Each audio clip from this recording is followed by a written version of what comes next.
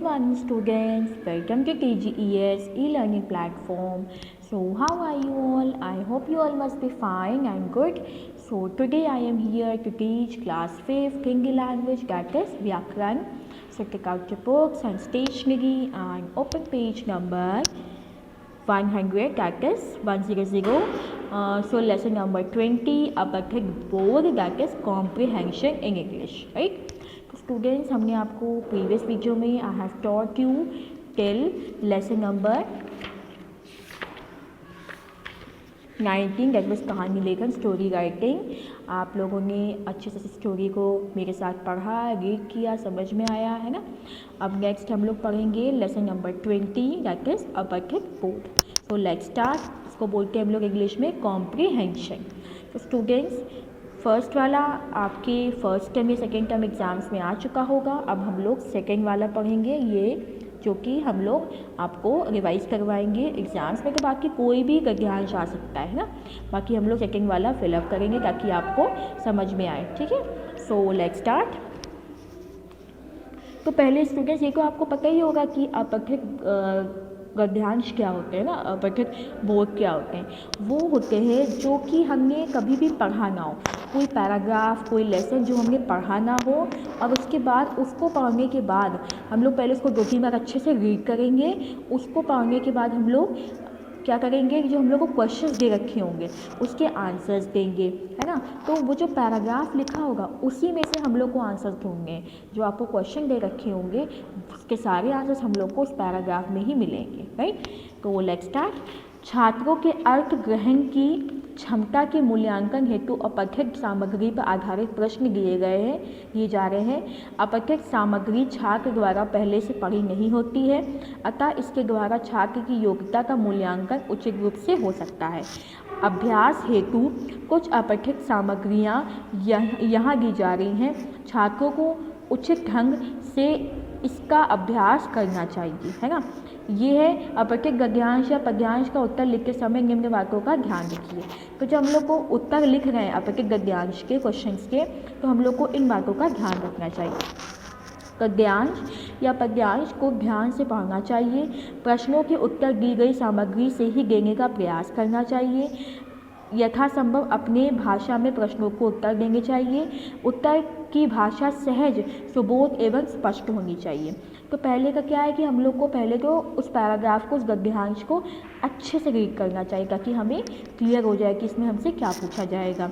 और उसके बाद प्रश्नों के उत्तर की दी गई सामग्री से ही देने का प्रयास करना चाहिए। जो पैराग्राफ में हो, जो पैराग्राफ में पूरा है, उसी से रिलेटेड हम लोग क्वेश्चन पूछे जाएंगे।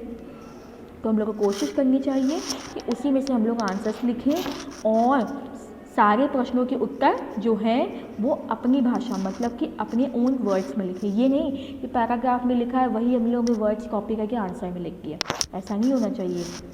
हम लोगों को सारे उत्तर अपने आप ही लिखने चाहिए, अपने वर्ड्स में लिखने चाहिए। उत्तर की भाषा सहज, सुबोध एवं स्पष्ट होनी चाहिए, मतलब कि क्लियर होनी चाहिए, कोई वर्ड्स रिपीट नहीं होने चाहिए और बहुत ही सीधी भाषा में, सिंपल भाषा हम लोग को आंसर्स देने चाहिए। तो स्टूडेंट, सेकेंड वाले में हम लोग आते हैं पेज नंबर 101। तो लेट्स स्टार्ट विथ मी। हमारे आसपास जो कुछ भी है ये पर्यावरण कहलाता है। वायुमंडल, वृक्ष, नदी, नाले, आसमान, बाग, बगीचे, सड़कें, कारखाने आदि सभी कुछ पर्यावरण के अंतर्गत ही आते हैं। आज पर्यावरण की सबसे बड़ी समस्या इसके दूषित होने की है। कई कारखानों से उठता धुआं, नगरों से बढ़ती भीड़ तथा यातायात के साधनों की लगातार बढ़ती हुई संख्या इसे प्रदूषित करती जा रही है। इसे प्रदूषित करने वाला कोई और नहीं बल्कि हम ही हैं।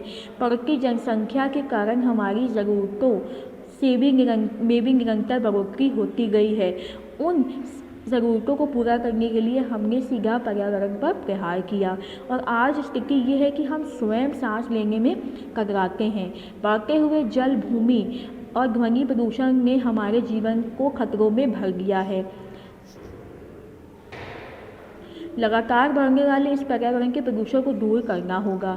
इसे दूर करने के प्रयास भी हमें करने चाहिए ना, हमें करने हैं। हमें चाहिए कि ज़्यादा से ज़्यादा वृक्ष लगाकर हम वायु को शुद्ध करने में अपना योगदान दें। पर्यावरण में धुएं की मात्रा को कम करने के लिए हमें वाहनों का प्रयोग पर रोक लगानी चाहिए तथा जल की शुद्धता के लिए लोगों में जागृति लानी होगी, ताकि वे नदियों में कूड़ा करकट तथा रसायन न डालें। इस प्रकार हम अपने पर्यावरण की सुरक्षा ही नहीं करेंगे, वरन प्रकृति को सुंदर बनाने में भी अपना योगदान देंगे। ठीक है, तो ये आपका पैराग्राफ कंप्लीट हुआ।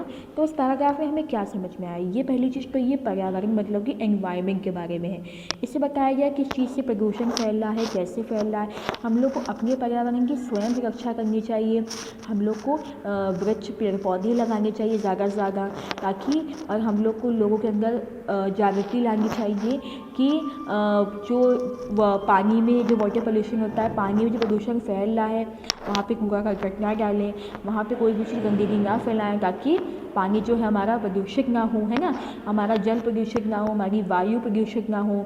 और ये जो तेज़ साउंड्स होती हैं और ये सब जिससे बहुत ज़्यादा साउंड पोल्यूशन मतलब कि ध्वनि प्रदूषण फैलता है। नेक्स्ट जैसे आपका ये जो एयर पोल्यूशन होता है, जैसे कि ये जो वायु प्रदूषण होता है, तो यहाँ पे जैसे कि जो गाड़ियाँ चलती हैं, है ना, साथ ये जो वाहन चलते हैं, इससे जितनी ये जो स्मोक निकलती है, गैसेस निकल रही हैं, ये हमारे वायु को प्रदूषित कर रही हैं। तो हम लोग को कम से कम कोशिश करनी चाहिए कि वाहनों का प्रयोग करें, है ना।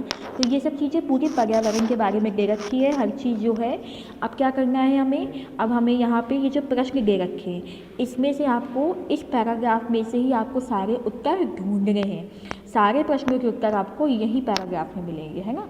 ये होता है आपका अपठित गद्यांश। अब आगे आपको स्टूडेंट्स हम आपको प्रश्नोत्तर के जो आंसर्स हैं वो आपको हम आपके टेलीग्राम पे PDF द्वारा भेज देंगे।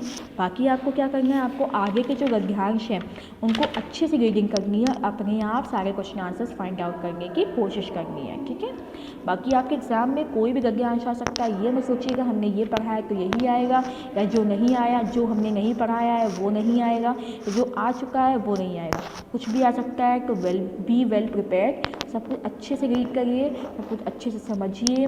आपके एग्ज़ाम्स आ रहे हैं तो अच्छे से पढ़ाई करिए स्टूडेंट्स, अच्छे मार्क्स स्कोर करिए and take care of yourself. Thank you so much.